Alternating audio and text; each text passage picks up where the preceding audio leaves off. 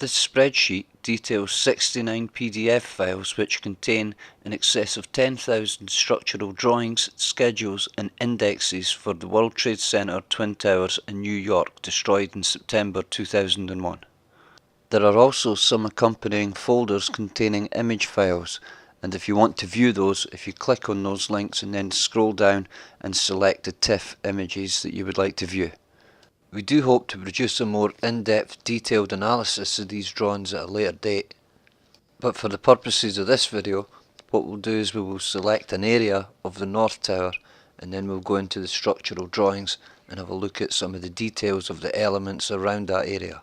Specifically, we'll look at the 96th floor around the northeast corner at the north face. And looking from the north in this slow motion video of the collapse initiation, you can note that the antenna moves initially and then the roofline begins to move down quite evenly. The northeast corner of the building is on the left as we're viewing it in this video, and we have a good idea of the perimeter column damage which decreased in severity as we approach the point where the wingtip impacted the building. And we can see the building reacting in different ways just below floor 96 as the collapse initiates. Just below floor 96 we can see these floor panels reacting to the initiation in different ways. The red area doesn't fail, the yellow area fails partially, and the more damaged green area fails completely. As per this view, the perimeter columns are numbered 1 to 59 from right to left. So if we were standing at the opposite corner of the building looking out, you can see where the panels were relative to the corner.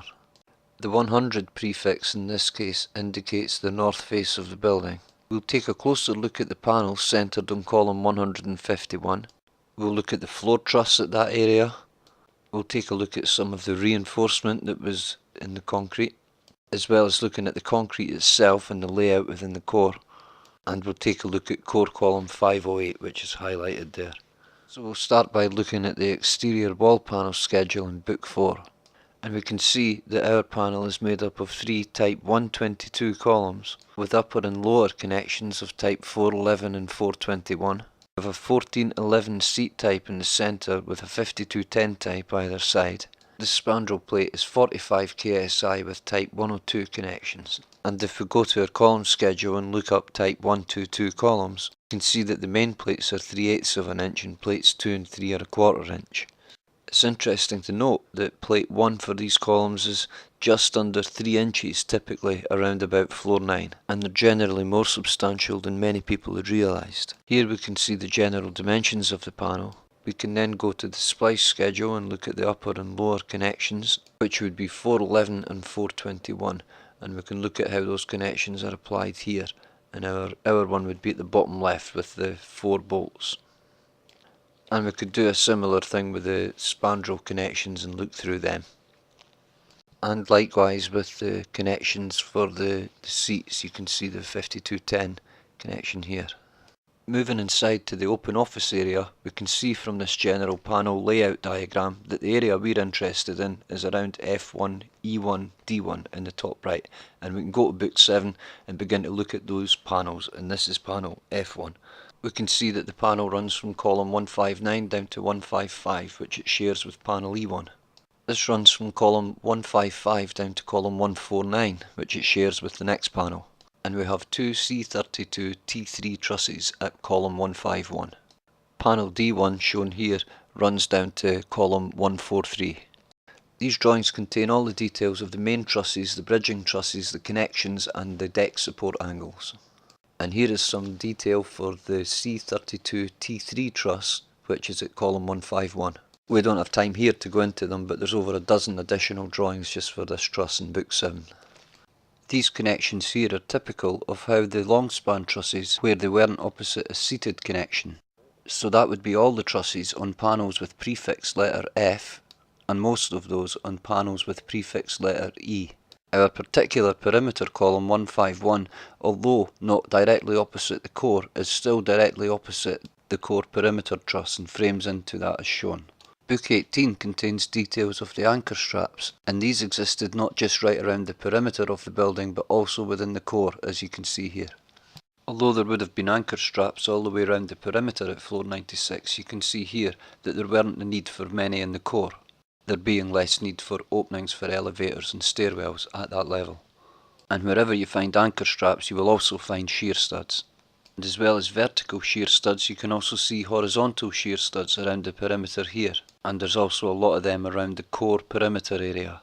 There's also anchor plates for the anchor straps, which you can see here, and these straps go all the way around the perimeter where the slab meets the perimeter, and you can see an example of how that connection happens here. Amid all kinds of reinforcement that's going on there that you can see. This is the reinforcement that would be round about the column 508 that we're looking at, and you can see that this kind of reinforcement goes right down the bridging area of the building. This is further down on a short span side of the building. And it's interesting to note in the background there that the slab has been part poured, and you can see that that concrete is 3000 psi lightweight concrete for floor 96. Book 8 also contains a huge amount of information about additional reinforcement inside the slab, and there's a typical detail of some of that there. You can see that there are bars going through this slab, and there's much detail on that in Book 8. And considering the previous picture where we saw the slab being poured in sections, there's an interesting note here in Book 8 about construction joints and slabs. For the diagram on the bottom left and the accompanying notes, you can see that the instruction is to place these joints in the white areas where there is less shear in the slab. This could be evidence of such a connection here, but it could also be a temporary bracing beam. So this is an area that requires more attention. There's more detail here of a typical construction joint and details of how the slab is formed to accommodate gaps, with additional reinforcement around those gaps. Details here on how the floor pan itself overlaps and joins, and you can see here how the slab engages with the perimeter of the building. The way in which the slab engages with the core perimeter varies, dependent on exactly what is happening immediately behind that area of the core. And we'll move in from the office area again and take a look at the architectural drawings for floor 96. And as you can see, with the exception of 4 very small gaps at the corner columns, both the short east and west sides of the core structure are solid concrete up to at least the second column in. In drawing book 3 you can find the core column detail. This particular detail is for column 508A, and you can see at floor 96 it's a 14WF. We can see the grade in that the connection type would be a 101D with a 101E above it. Our column was a type 112, and we can see here that was a 14WF with some of the welding details and bolt details there. As you can see, obviously most of the floor trusses frame into an area on the core perimeter, and we've looked at some typical connections for the long span trusses outside of the core area that would actually frame into this truss here, and you can see those panel and truss details there.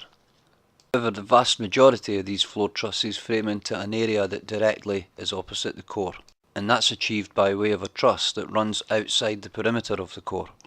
And in book 6 you can look at all of those details, and these are the drawings that you want to be looking at here. These numbers refer to core end seat types. Finally, I'd just like to address the absence of framing plans. Those are understandable, but if you look at NC Star 1-4, you can see that they've given us part of a framing plan for the northeast area of floor 96 here. And you can see here in book 5 that those connections and beams are listed logically and sequentially in the same way. I'm quite sure that a deeper analysis of drawing book 5 would reveal certain quirks in the building where you would know it was moving from one floor to the other because of the absence of an elevator at a particular level, etc. So I hope this has been enough to give people a general idea of the kind of details that they can go in and extract from these drawing books.